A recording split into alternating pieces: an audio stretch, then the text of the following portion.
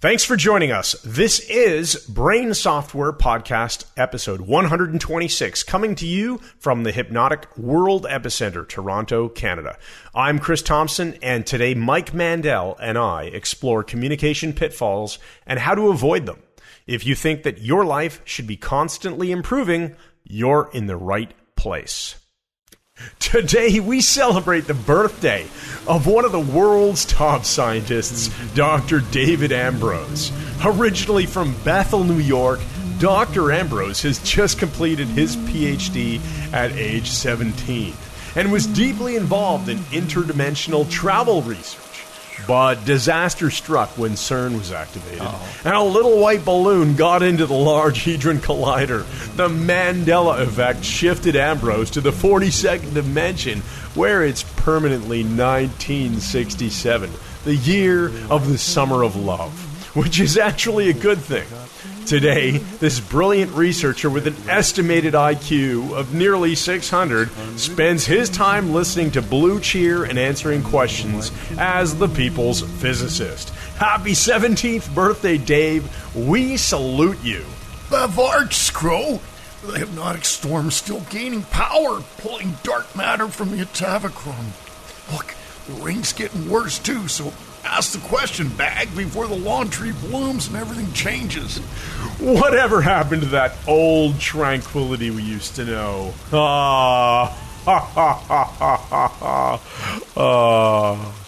These are days of victory, Scro. So help me in welcoming to the Hypnotic World Epicenter, a man of manners and style. Oh, so precise. The world's foremost master of heteroaction. You better believe it.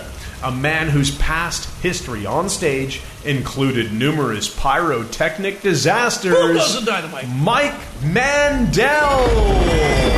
Yes, Chris, great to be back. As per usual, we got a great podcast today. Let's bring that pecker on. All right. So, first of all, let's just mention that by the time this has been published, the Jacqueline Power Weekend will be over. Yeah. The May edition of the Architecture of Hypnosis will be over. And we are looking forward to the June class coming up. So if there's still spots, you'll be able to find out on our events page, MikeMandelHypnosis.com/events, and make sure you get on our email list from our homepage, because almost certainly at this point, and again, we're recording this well in advance, so I don't know exactly what the addresses will be, but we will be promoting the recordings from the Jacqueline Weekend, which is going to be awesome. Very soon. And will have been awesome by the time Yes, this it is was. out, like I said. Those guys are great. And stay tuned. Lots of cool stuff coming up. We've got our one-day Architecture of Change workshop happening at HypnoThoughts Live in Las Vegas in August.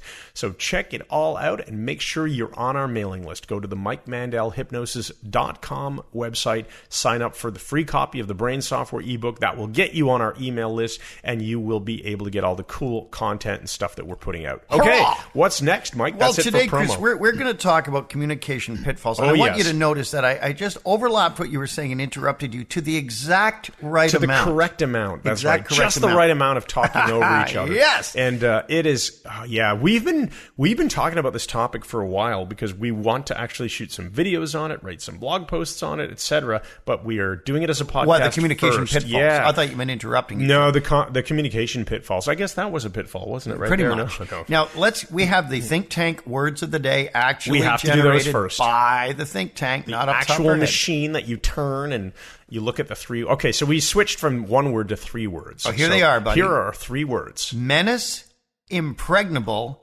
and pinpoint. Oh, man. I know, there's a lot Put those there. together and make a movie. Yeah.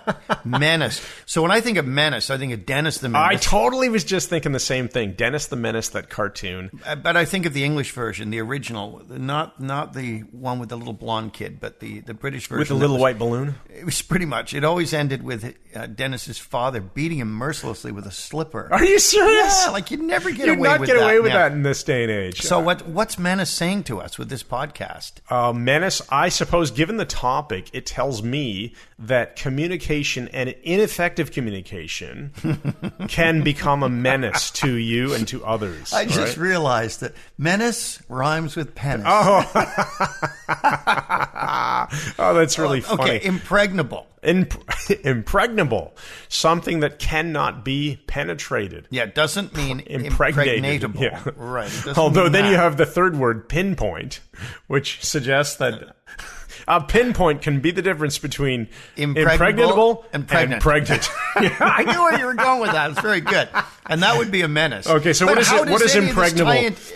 Impregnable. Like All right. a fortress can be impregnable. Well, I suppose that if you operate your communication part of your life on a series of principles that are actually useful and useful, you can have like impregnable strength in your communication. Well, I like that. Tactics. And part of it is pinpointing where the problems are. So there's the word Oh, pinpoint I love again. that. Yeah, it's like finding the chinks in the armor, so to speak, and repairing them so that you have impregnable force in your communication skills. All right, so let's roll with this. The first one I want to bring up is purblindness. Okay, so P-U-R and then blindness. What does this mean? Purblindness in terms of communication is not seeing what is obviously there. And this happened. You had the customers on the website. Tell me that example. Okay, I am gonna. Yeah, and I really don't want to sound like I'm picking on anybody here, but it is kind of amusing. But at the same time, as a guy who deals with a lot of customer service, it can get irritating. So for example, right now we have an offer for our hypnotic language cards on our website. You'll find it on our homepage. You can click through and find the offer page. But this offer page basically offers a deck of hypnotic language cards for, as it currently stands is published, $8.95. Now this is starting to sound like a commercial, but it's not. It's not a commercial. It's just, you got to understand that if you find just go there and take a look at the page. You can give me feedback if you think it needs to be improved. But I think it's like I said, it's currently right on our homepage. At the bottom, you'll see a picture of our hypnosis cards. If you click that, you'll get to the offer page or sales page, and you'll see right at the very top, it says in very big letters that the cards are $8.95 plus free shipping anywhere in the world. That sounds pretty straightforward to me. It does. So I got a Facebook Messenger chat coming in from a potential customer who wanted to know how much the cards cost. And so I responded with a link to the page because I thought that was self-explanatory. I want you to understand more than just the cost, but I want you to know that they're free shipping. I want you to see them. So I just provided the link. And the potential customer got very irritated at me and said, well, I've already looked at the page. I just want to know what the price is. And I was like, I couldn't stop myself from just screenshotting the thing and putting a big yellow highlighter around the part that says $8.95 plus free shipping. And it was like, how do you not see this? It's right there, and it's in more than one spot on the page. But this is a common thing. People do not notice the obvious, right? And as a marketer, I guess I have to take that to heart and realize we have to put multiple copies of the information everywhere so that people can spot it. Well, this whole purblindness thing, it's another thing. I'm going to be sexist here, but I can because I'm a guy. Okay. And I'm talking about guys. Oh, yeah. The whole thing, Jennifer Kolari, a lovely woman, great, doing a Jerry Kine here. We'll edit that out. No, Jennifer Kolari, the therapist, a really nice woman. She and I were both on the Stephen and Chris TV show for 2 seasons out of CBC television. And she's the one who gave me the term boy looking. Yeah, boy looking. Are you looking or are you boy there's looking? There's no mustard in the fridge. I'm looking. Are you looking or are you boy looking? I think you mentioned this on 1 or 2 podcasts ago. Yeah, it's a hilarious boy term. Looking. It does fit. And the number of times my wife, I'll say, it's not there. There is no horseradish. Yeah. Absolutely not. And she'll just walk in, open the door. And it's right 2 there. 2 seconds. And it appears in her hand. Yeah. It's amazing. Purblindness. But this is a communication thing. Like we have to. So how do you deal with it, Mike? Well, recognize Notice how I interrupted that you. we have to open our perceptions, and we have to be calibrating the other person when we're talking and recognizing that what they are sending back to us is vitally important. It doesn't have to be an object on the table. This can be what they are saying that we are refusing to see or refusing to hear. I suppose we could also keep in mind that when we're communicating something that is totally obvious to us, the person might not notice it. It's not like they're trying to be a dick or an idiot. Right. They just didn't notice the information there, so we can be polite and point it out. But how can you tell, though, Chris? How can you tell if someone's not trying to be a dick or if someone is actually trying to be a dick? I don't know. That's a really good question. I guess you have to calibrate through other things. Dickishness. Yeah. Dickishness. Here, talk about mind reading. Okay. Mind Six reading. of Hearts. So mind reading is essentially when somebody is telling you what you think, right? Oh, gosh, so yeah. they're either telling you directly or they are know. acting as if they are presupposing that they know what you think. And this happens, actually, I just wrote in our Facebook group for our hypnosis students about this, how my daughter has a tendency of reading, let's say, a text message and then over-interpreting and looking at beyond the actual words and assuming that somebody is, maybe you're getting accused, thinks you're responsible for this. A question like, hey, did you do X? Well, you're accusing me of not having done X. Oh, I see. No. Would this be Stadacona or Hochelaga, which of your two children? You know what? We're not even going to go there. You just did. I know. We'll just move back to other topics, though, here. So with mind reading, it's people are either telling you directly what they think you mean, or they're presupposing and responding as if they know exactly what you mean. Yet it's not something that you've outright told them. Well, right. The and only that's way the you criteria. can tell what someone's thinking is to ask them. You'll hear variations of this, Chris, or I hear this all the time when people tell you what you want. Oh, you don't want to be doing that. What you want is to, well, you don't know what I frickin' want. That's a very annoying one. So I can think of another customer example here with this, where if we have an email, let's say we have a promotion Is this a going customer on. or a former No, just as customer? an example. Let's say we have a promotion going on and we send out an email that says, by the way, this is your last chance, so if you take us up on this offer, wonderful. And if you don't, then you're going to miss out. And people will possibly respond to that. They have in some cases. And they think it's like rude to point out that this is expiring. Whoa, why are you treating me this way? I haven't treated you anyway. I've provided you information. Right? And so when you take information and you attach mind reading to it, you build like this emotional reaction that could be complete garbage and nonsense. Right. It might be accurate, but it might not. But the point that you've taught many times, Mike, is if the mind reading is accurate, all they're doing is telling you what you already know. And if the mind reading is not accurate, then they're just wrong. Well, yeah.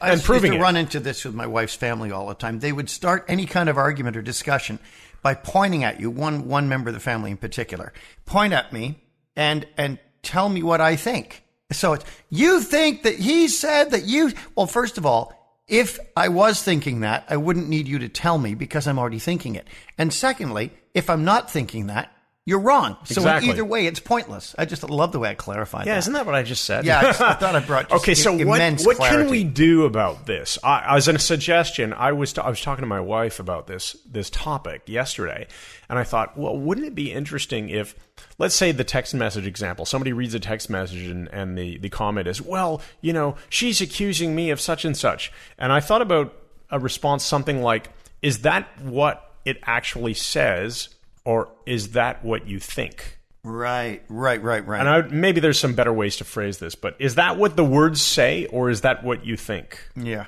interesting. You know what I mean? It presupposes the idea that you could be adding information that isn't there. Yeah, there's actually a name for this error. It's called like not Hobson, but there's some law, which is we attribute maliciousness to something that might just be accidental. Or accidental. Ignorance, yeah. I read that on the forthrightone.com, which is my favorite blog right now online. Awesome. All right. That makes a lot of sense. So, okay, we can escape. As opposed to the blogs that aren't online. We have to, whenever you're listening to these things here, folks, just keep in mind, are you doing this yourself? How can you stop it? How can you do something different, something better? Different. And if it's happening to you, how can you fix it in some way. So if we catch ourselves mind reading, that's pretty easy. We can just go, I'm mind reading. I don't know what he thinks. I don't know what she thinks. Let's review what the actual information is, and then let's just base upon that. Ask questions. Clarifying questions. Yeah. There's the key. See, look Asking at that. clarifying questions. We got there at the same time. Yes. Ask clarifying questions. So if somebody else is doing mind reading to you, what's the tactic we can? What can we use, Mike? We say, well, how specifically do you know that? Right. Yeah.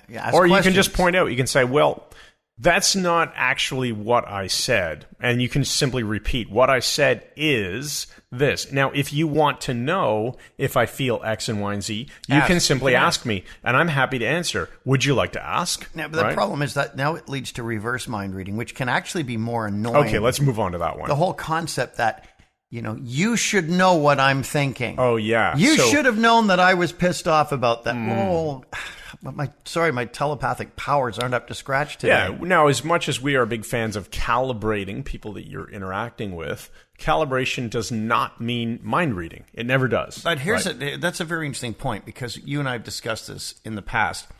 One thing that really annoys me is when someone takes an NLP course, even at practitioner level. One of the things we were taught is the meta model, which is Bandler and Grinder, using language to clarify language. How specifically? How do you know that? In what sense? All of these things. Who specifically? What specifically? Where specifically? Whatever it is. And challenging meta model violations of generalization, deletion, and distortion. This is what happens.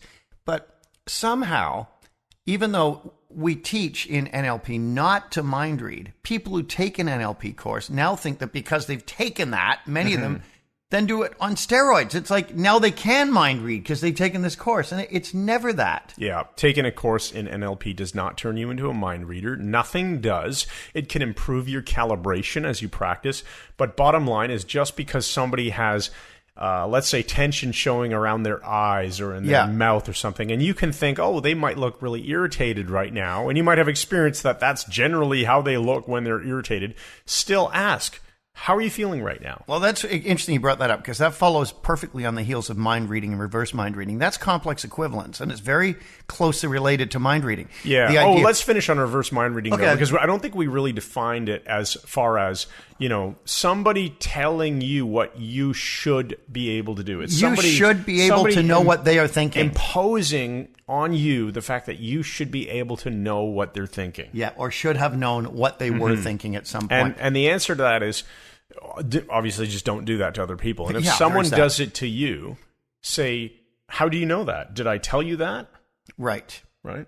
Yeah, those are the two wonderful questions. What do you mean by that? And how do you know that's true? It's like, they're great unpacking questions to begin to get to things.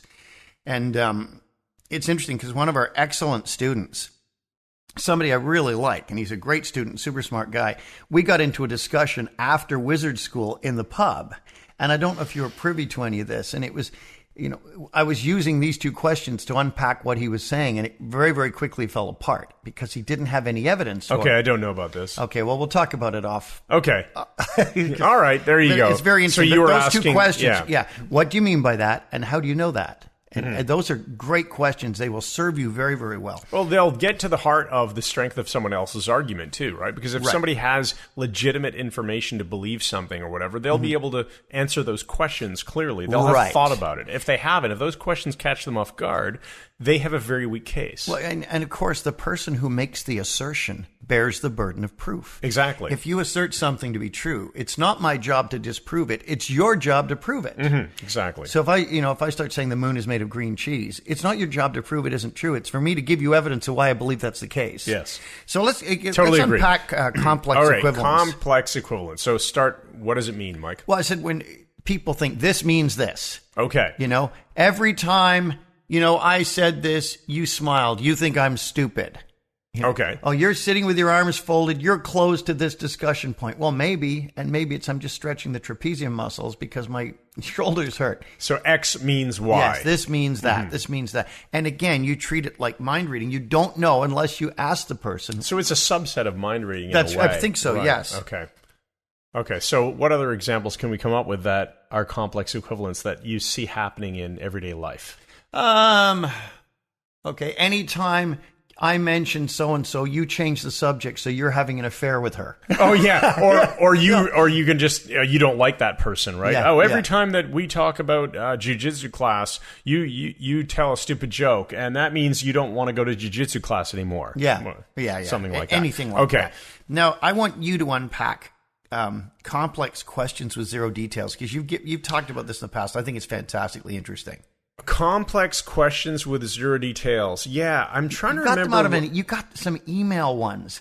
So somebody would say, "Oh yeah, okay, yeah." Okay, now I remember. Service. I remember. Well, we get a lot of emails from people. So, and it could be our students, it could be our potential customers, it could be our actual customers, it could be people who just want to send us insulting emails. Which we don't get very many of those, thankfully. Don't send us insulting emails. We'll just delete them. Yeah, don't send us something. We fire negative people from our lives, right? Yeah. But so complex questions. An example of that might be, let's say that we have a student in the Mike Mandel Hypnosis Academy that has a fairly complex question about a client that he or she is going to be seeing. So they've done maybe a preliminary discussion online or on a telephone call with like an intake call. You know, somebody's going to be coming in for, let's say, anger management, and they basically want to know what the best thing to do with that client is without having provided, let's say, a whole lot of necessary detail.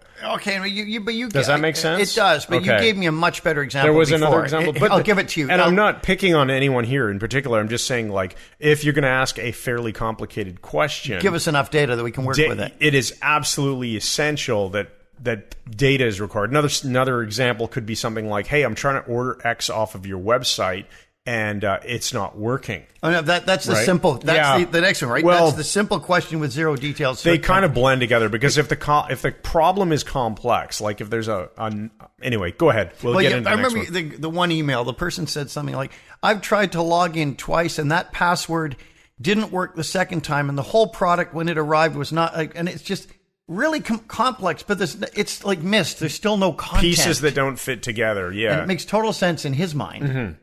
We used to get this when I was traveling, variants on this when I was traveling a lot, doing high school hypnosis shows in the early 80s, way before GPSs and that. And me and Bob Gray, when we worked together, our pattern was we just arrive in the town like Ridgetown, Ontario or something, and pull into a gas station and say, "Do you know where the high school is?" Like, we wouldn't have, there's no Google Maps, nothing.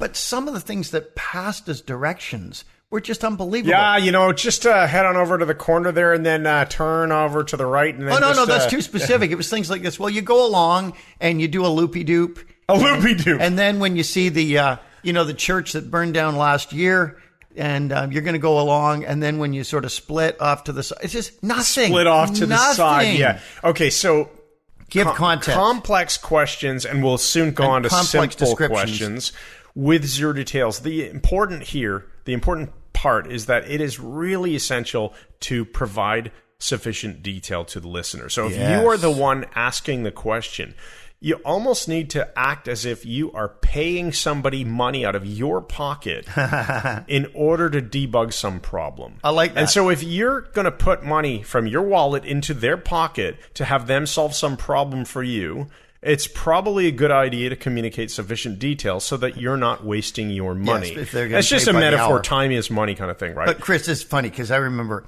my violations of this because I'm not as tech savvy as you. And in fact, who the hell is? Oh, you violate this all the time. Yeah. Shut up. When it comes to technical stuff. And I'll say, Chris, I was sending this message, and when I heard from the guy, like, he was telling me that the picture didn't go through, and you'd say, "What specifically are you talking about? Who are you talking about? What picture? Message through what platform?" Or I could do something like, and I've done this. Actually, let's use this to move on to simple questions with zero details, right? So, and the simple question could also be simple problems, okay? So here's the story. Let's say we edit a video, and our video editor, Ross, does an amazing job and puts it in Dropbox for me, and I look at it, and I go, "Oh, I need Mike to look at this." So I copy and paste the link into a message to Mike, and I say, "Hey, Mike, please watch this video when you have a chance."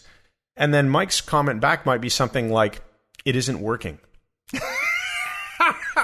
Guilty as charged. Yeah. Now, so I get this kind of stuff all the time. When you from have a people, man right? who's closer to 70 Now, than I had 60, it's completely understandable. So this is simple question or simple problem is I am trying to watch this video, let's say, or I'm trying to log into your website. I'm trying to purchase this product and I can't seem to do it. It isn't working. That's the supposedly simple problem.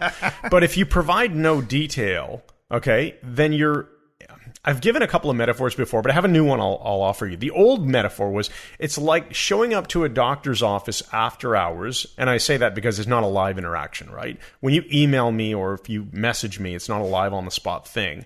So imagine going to a doctor's office after hours. They're not there. So you write a note and you say, "Hi, I'm Bob. I'm not feeling well.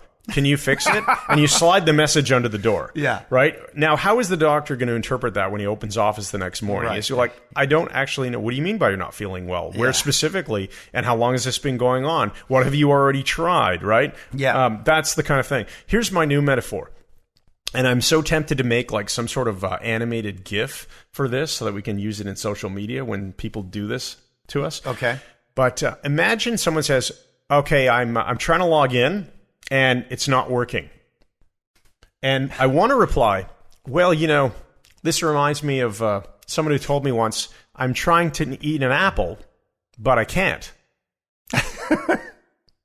Yeah. Is it because your false teeth are falling? Well, we don't know, Because right? The apple is Well, the size of a pumpkin. Are your teeth rotting and it's just really damn painful if you take a bite? Is it that you don't actually have an apple to try eating? I think Is that we've sort of what's the problem? We don't know, right? beaten this So dead horse people, to you death have to make sure if you're asking someone to solve your problem, if it's a simple problem like I can't log into the website, don't tell me what you can't do.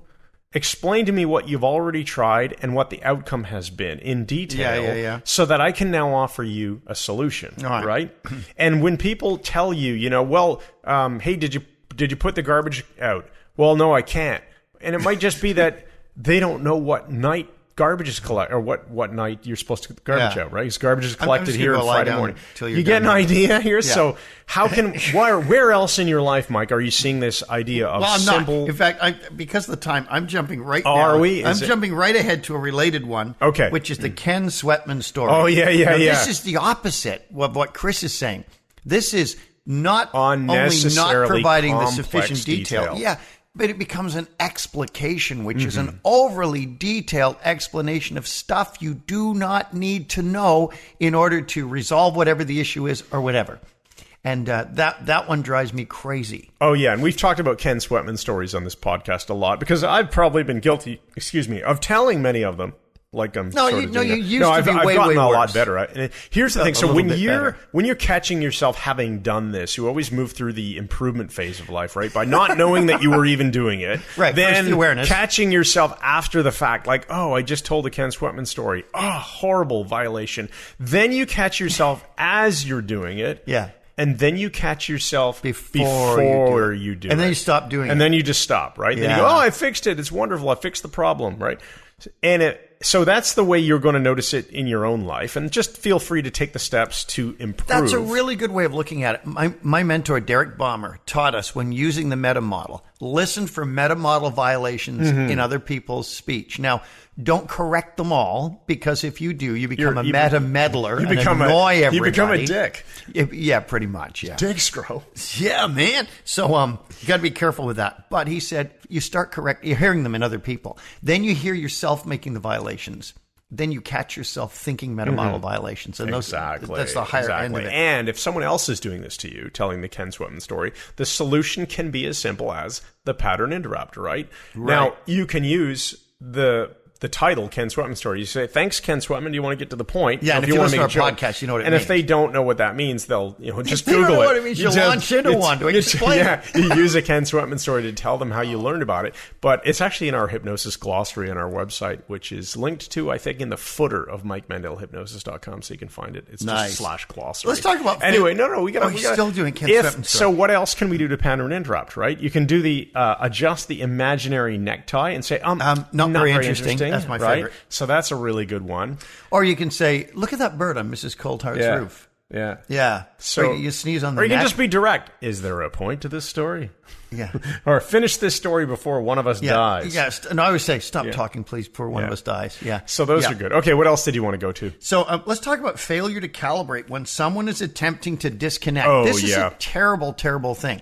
And it can be the other person is launched into a Ken Sweatman story. I'm pretty sure you talked about this we recently. Did, but it needs to be on the list. Yes. Because I mentioned a couple of podcasts So we'll ago do the short version of this. Yeah. When someone, watch their frickin' feet. Watch their feet and their watch body for spacing. signs of disinterest. Because Joe Navarro, the FBI guy I presented with in Hollywood, he talks about watch their feet. You can tell so much from people's feet. He said he can look at people who are no longer in love and can tell by their feet. Their feet are nowhere near each other under the table. Yeah. Same as in bed. You know, if you're with your wife in bed, your feet will touch hers, and that's normal. Yeah, totally. But if you're staying as far away as you can, there's a problem. It's like I never like your feet near me at all while we're sitting doing the podcast. That's a totally different thing. It's just a personal space invasion. But when someone's feet are turned away from you or turn away from you when you're talking, that's an indicator like a sign of disconnect. They are attempting to disengage. Pay attention to it. That is a really good point. Hey, you know what, Chris? Another one would be people. Sorry, I know you're going to say we got to go to commercial, but I want to also point out if you're in a conversation and somebody starts paying attention to their watch or quickly checking the phone on the time on their phone or something. Do you know what I mean? Like now that everyone has Apple Watches and stuff. Right. If people start attempting to pay attention to something other than you, they're sending you a signal that the conversation saying is wrap up the ending. conversation. Okay, get to the next point. You know, let's just talk about that for a second here because you brought up something really important here. Busy executives are really clever with this, where they will have quick, short meetings in their own office. Yes. So you come in, they're sitting down, and you go over the points, and then all they do is stand up. Stand up, and that by tells you standing it's up, over. it's telling you it's over. Yeah, it's like I'm going to walk you out of my office now. Thanks for coming by. Yeah. Thanks for coming out. Yeah. Right. Thanks now, for if we coming kept out. talking about this, if we kept on about this, then you would need what is known as an Well, Chris, exit strategy. look at my feet, and you know we should change the subject. I know. Right now. I'm getting to the exit strategy. Okay, let's talk about no exit strategy. All right. So if somebody keeps bringing up the same story over and over, and it's like, clarify that. It's not the same story. It can it's just be. saying the same thing when over they and over. get in a loop, they cannot exit. They're going around the loop, which goes around Houston, Texas. They got stuck in the loop once, round and round the city. And a loop is they keep the conversation going. They have no way of ending. And I gave the example of a guy on a talk radio talking about the British North America Act. And the guy said, no, it isn't that. Oh, because I thought it might have been, the British North America. No, it isn't. Oh, yeah. So, like, if it had been that. He just keeps resetting a loop by saying, oh, I thought it was X. Yeah. No, it's actually Y. Oh, okay, I thought it was X. No, it's Y. And then it's just an endless cycle. So you need to have an exit you can always, strategy. if the other person's doing this, you can always feign heart attack. Yeah. That's a really good pattern interrupt. I just say, you already said that 4 times. You said that already. Okay, we do have to get a word from our sponsor All right now.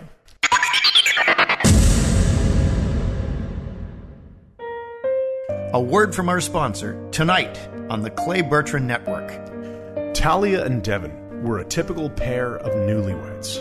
They had an SUV and a dog and were hoping to start a family soon. Talia had a knitting business and Devin was a long-distance runner who wrote for a number of fitness periodicals. When the condominium in Minden, Ontario became available, they bought it right away. It was close to the Saturday morning farmers market and only a short walk to the local Thai restaurant. They made the move from Toronto after selling their house in the Beaches area. But the very week they moved into their new abode, things began to crash and burn. Talia decided to write a letter to her mother in Vancouver and walked into town to buy a pen and some paper, only to discover that the book and stationery store had permanently closed. That same afternoon, she drove to the Minden Public Library to get a library card, but the woman at the desk kept telling Ken Sweatman stories. Infuriated, Talia phoned her mother in Vancouver, only to get a busy signal. Just when it seemed like things couldn't possibly get any worse, Devin went for a 10-mile run, and when tightening up his Nikes, somehow managed to entangle his testicles in his shoelaces. He crawled to the Minden Hospital and was airlifted to the Shoe and Testicle Medical Center in Whitby, Ontario. But that night, as Talia lamented her horrible day, the magnolia tree in the painting over their fireplace suddenly blossomed. Everything was going to be all right now, because everything changes when the lawn tree blooms. I looked out of my room. I looked out of my room. And the lawn tree bloomed. Yeah, the lawn tree bloomed. And the lawn tree blooms. The lawn tree blooms. And the lawn tree blooms. And the lawn tree blooms.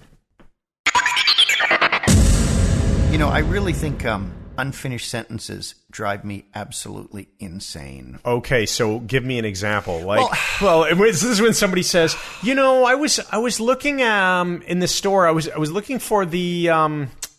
Shut up, Chris. You sound like my wife. Oh, unbelievable! Unfinished sentences. Remember, human beings like to have completion. Yeah, and it's and all closure. These unfinished sentences are generally questions, are they not? Stop. Do you know what I mean, though? You're doing a tag question. Yeah, that's a tag question, but when you say is it not, are they not? Oh, yeah, not? You mean... But I know, I'm serious. You're totally right. They're usually questions, right? I'm not being a joker here. No, but it opens a zygarnic loop, and you're right, because I'm thinking my wife will be working on her computer, and she'll say, you know, we should get the... or she'll say, no, it's not a question. She'll say, do you think that Chris... and I'll wait, and I'm just... Chris what? Suspended. I'm not even breathing. I'll say, Chris what? She'll go... Yeah. I say, what about Chris? She says, what are you talking about? I said, you just said, do I think that Chris, and he didn't say anything. She'll go, I don't know. Yeah. Are we going to this weekend? Do we have to go to the... Yeah, we're going to get the, you know... Oh, so I have a sneaking suspicion that I was hoping you had a sneaking solution. When this is happening, people are drifting into internal dialogue and internal pictures, and it stops them from externally speaking, right? Well, I wondered if it was because their attention is somewhere else, like they were on the computer or, you know, writing something. So they start to verbalize it, but their attention is now taken away. And probably a different ego state jumps in. That's why they don't know. And I think the solution to this is in some way practice knowing what you want to say before you say it. What is the outcome? What is the outcome? I want to know if we're going to this restaurant on the weekend, or I want to know if are you? You're recommending that everybody pre-rehearse. Just redundant. Rehearse everything you're going to say in advance. Know what you want to actually ask before you start asking it. Right? That would be nice. Keep your mind focused on the topic. Think of it like a laser sight right on this topic. Yeah. That's a good one. And if somebody does it to you, just go, sentence completion, police, I say. Complete sentence. My wife, I can notice it coming up. 2 words in, I can hear her tone, and I'll say, I sense an unfinished sentence coming up. Yeah. Oh, I like that. I sense that. And she'll go, Yeah. I sense an unfinished sentence coming up. I verbosity is another one. What the heck is that? Verbosity. Too many words, not in the Ken Sweatman sense, but in the sense of sometimes it's to sound important or it sound knowledgeable. I had a manager years ago who used to do this. We had to have a video made, and City TV was doing it for us, one of their cameramen. And we're negotiating this. So instead of saying, what's it going to cost to have the video made? He was, if we begin to evaluate the situation at hand and start to discover what are the components of having the videotape recorder, creating some sort of a video, as it were, if you will. That's how he talked. That's That's horrible. I wanted to drive my thumbs into his eye That's a really good demonstration. Terrible. Well, that's exactly how he sounded. I've got to say that sometimes business writing, financial writing, can be dry like that too. You know, we believe that there is a possibility of lack of execution among this management team due to the risks that are being taken on to a high level of whatever. Like I've lost it completely here, but management speak. This management speak crap. It's like just speak to someone as if you're having a conversation. Or how about just have a conversation? Yeah, that's simple. To them as though you're having one. Just have a conversation. And pre-rehearse it. Too. Talk normally, right? Talk normally. Know what you want to say and say it, and talk normally. Have a point. Finish your freaking sentences. Talk normally. Have a freaking point. You know? Mistaking politeness for interest. Well, that's basically a subset of failure to calibrate, right? Yeah, it is failure to calibrate. So if somebody is being polite in their words, but their body language is saying, I want to end this conversation. You've got to notice that so that you're not mistaking their politeness for interest. You just made me think of a horrible example of this. There's a dear woman at our church. She's fairly elderly. Well, she's probably my age. Like, look at my feet. I'm not that interested. Yeah. And she tells stories that are absolutely zero content. Well, it's tons of content, but nothing of any interest at all. Only of interest to her. After church, Heather and I were giving her a ride home one day because she's got, problems walking and that, which is fine. And she was telling this unimportant, like to anybody but her story on the way back, and we were being polite and everything. As we pulled in front of her driveway, just as she had her hand on the door handle, was about to get out, started another my story. wife opened another loop. Oh, and said, and asked her some question. 10 minutes later. Not a yes/no question Yeah. either. And it all started. And as soon as we dropped her off, I said, honey, never, ever open a loop with her again when she's starting to get out of the frickin' car. She went, I know, it was a terrible mistake. Yeah, that is horrible. Now, that said, okay, there is something to be said for being polite and giving people a chance to speak, because sometimes people are kind of lonely and they just want to be heard. Oh, I know. And so I be care nice about to people. people. Right. Right? But you don't have to be so nice all the freaking time that you just waste your entire life listening to nonsense. I'm not saying that. Yeah. Entire life. Entire life. Fantastic. Yeah. Oh, well, you know what? We're going to make up one communication pitfall right here. Using extreme. It's not a made up. I'm not making it up. Just that we didn't have it on our list. When people generalize in extremes, well, I never and you always, that kind of communication. I like it when people say, there's nothing worse than when you're in a bank lineup and there's three people ahead of you and they're slow. And I was, whenever someone, what about four people? No, but whenever someone says to you, there's nothing worse than, I always say, I don't know, nothing worse. I think electrodes on the testicles are pretty high on the list, and it shows the ludicrosity of it. Yes. Let's talk about failure to get to the point. I want to give you two great examples of this. Okay, go for it. I don't know if it's people just in love with their own voices. I was at Massey Hall a number of years ago. My wife and I went to hear Noam Chomsky speak. And whatever you think of his politics, he's an exceptional linguist. I think John Grinder took his chair at University of California, Santa Cruz. Chomsky is a linguist. And his language matrix idea, if I'm summarizing it right, and somebody's going to write in and say I'm not, but just don't mistake me for somebody who remotely cares. I'm just making a point here. He said that, children are born with this language matrix intact, that words and language drop into. That's why their language acquisition skills for the first couple of years are very, very quick. So he's doing a speech. It was great. Then he gets to the Q&A. Guy goes up to the microphone. Here's what happened. He said, hey, Professor Chomsky, I'm American, and, I came out tonight expecting some sort of resolution for things in my own life, and my sister, she doesn't have a job and she's on the internet a lot, and she'll sit there. And I'm just sitting there, and where's the question? I shouted, "Question! Ask a question!" Then other people took it up. Ask a question. Yeah. You're supposed to be asking this guy a question. We don't need your life freaking story. Yeah. We need your question. But then there's also the humorous aspect of that. You say to someone at a bus stop, "Is this where I get the Victoria Park bus?" And they say, "Yes, it is." And you go, "Okay, I didn't ask for your bloody life story." That's what do we call that intervention? Not intervention. It's more like a pattern interrupt. Pattern interrupt. Yeah. Now, Lorena McKenna, the Canadian musician, Celtic musician, brilliant harpist, lovely voice, great musician. We heard her live a couple of years ago, and they had a medical emergency in the audience. I think some poor guy had a heart attack, and while the EMS were getting him out, she stopped the concert, and rightly so, and was just talking to the audience with a bit of Q&A. And she did the same thing. Any questions? And people were asking, how did you start playing harp and whatever. It was nice. And then one woman said, the Celtic culture. My parents were born in Kilkenny, Ireland. And before they emigrated, they lived in a house. And this went on for like a minute and a half. And Lorena just said to her, do you actually have a question? Yeah, that's the right thing to do. People get lost in their stories, man. As you know, I'm a big fan of technology. I'm an investor in Tesla. And so every year there's an annual shareholders meeting. And they live stream it, usually video. And people have a chance, shareholders have a chance to ask questions. And since Elon Musk is up on stage, and he's quite famous, of course, and people will do this.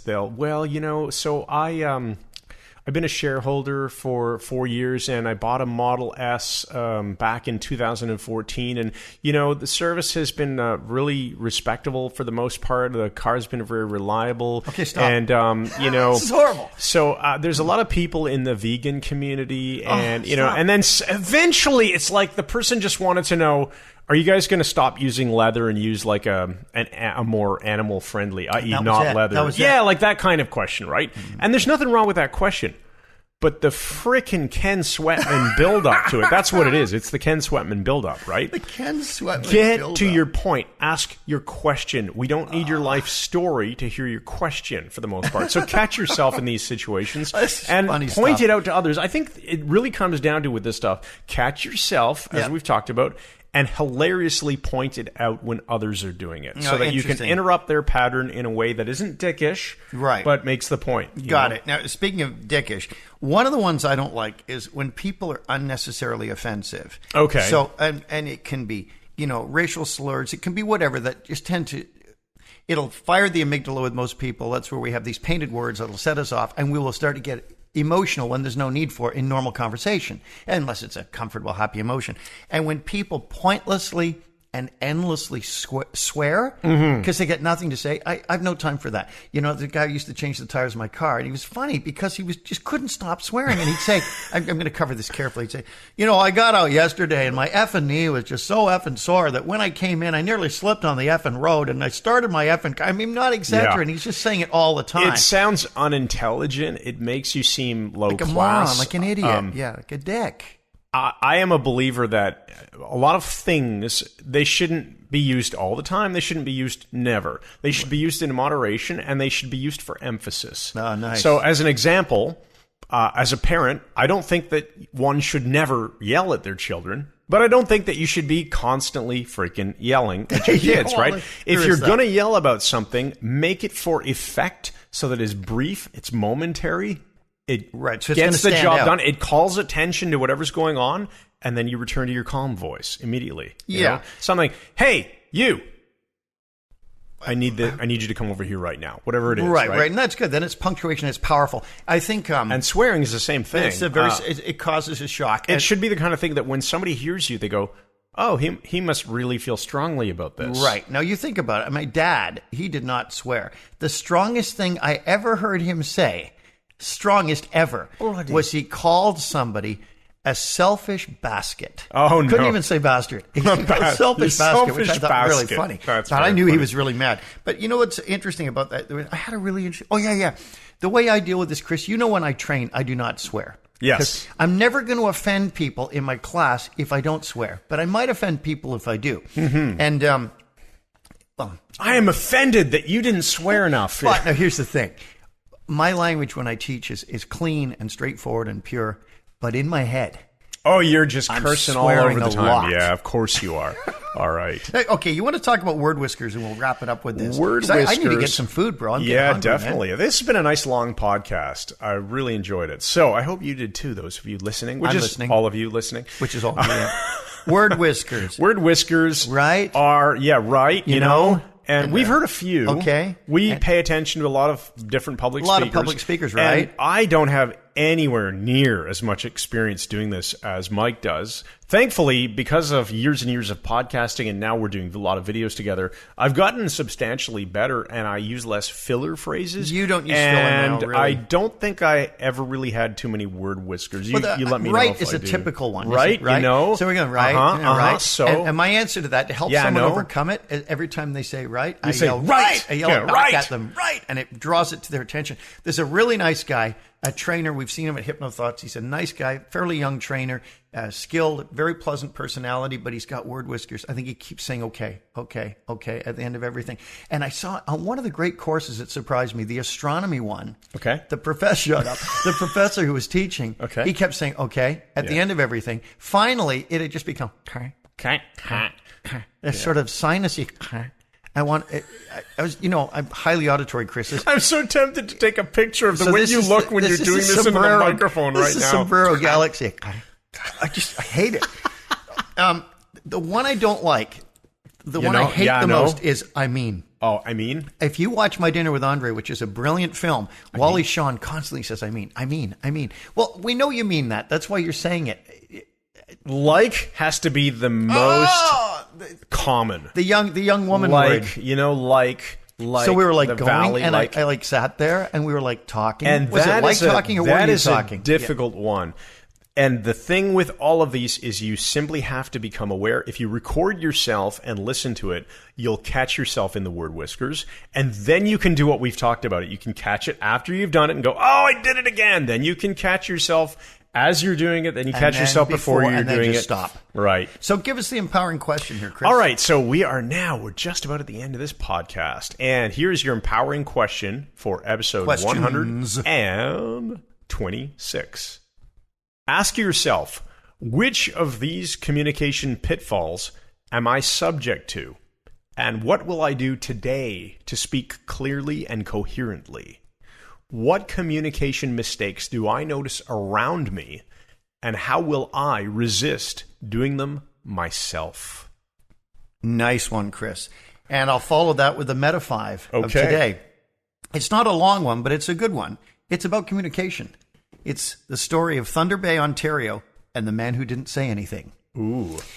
I used to work in Thunder Bay a fair bit. It's northern Ontario. It used to be called Fort William, and it's on the northern shore of Lake Superior. And it's beautiful up there. It really is a wild countryside in a lot of ways, and this is the Canadian North at its best. And I've always enjoyed Thunder Bay. Well, once, Bob Gray and I, Backwards Bob, who used to talk backwards and write backwards and do all these weird things, memory stuff, we had our act, and I was doing my hypnosis and mentalism. So we were in Thunder Bay working at a place called the Landmark Hotel. And I don't even know if it's still there. They used to bring rock bands through, and that's the time of live music. It was great. We did a show. After the show, we sat around talking to a number of people from the local radio station. It went on a bit long. We're having a good evening. It was time to crash out because we had to fly to our next engagement, which I think was going further into Western Canada. So we say goodnight to everyone. He's heading to his room. I'm heading to mine. I said, let's grab the elevator. I don't feel like walking up a couple of flights. We're standing outside the elevator, and this guy comes over. And he's got kind of straggly hair and looks a little unusual. And he said, hey, you did that show. And we said, yeah. He said, that was awesome, or whatever he said. Nobody said awesome then. I said, oh, thanks. He said, can I ask you a question? And I said, oh, can I talk to you for a minute? I said, okay, we're crashing out, but go ahead. And he just sort of looked at me, and he just kind of shrugged and smiled. And I said, yep. And he said, so, like your show, like, he just sort of shrugged again. And I said, what? What did you want to ask me? He said, just, just keep shrugging and say, and so then this went on for way, way longer than I would have allowed it nowadays. And I said, buddy, we got to go crash out. And he said, why won't you talk to me?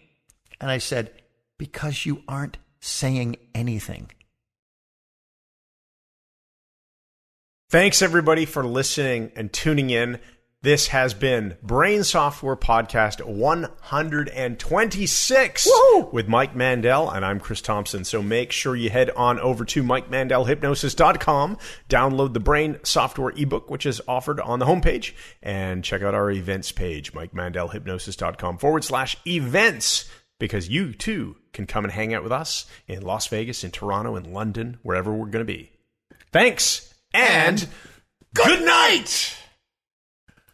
We got some green alligators and long-necked geese, some humpty-backed camels and some chimpanzees, some cats and rats and elephants, as sure as they're born. The loveliest of them all is the unicorn. We got the green alligators and long-neckcked geese. We got the humpty-backed camels and the chimpanzees. We got the cats and rats and elephants, as sure as they're born. The loveliest of them all is the unicorn.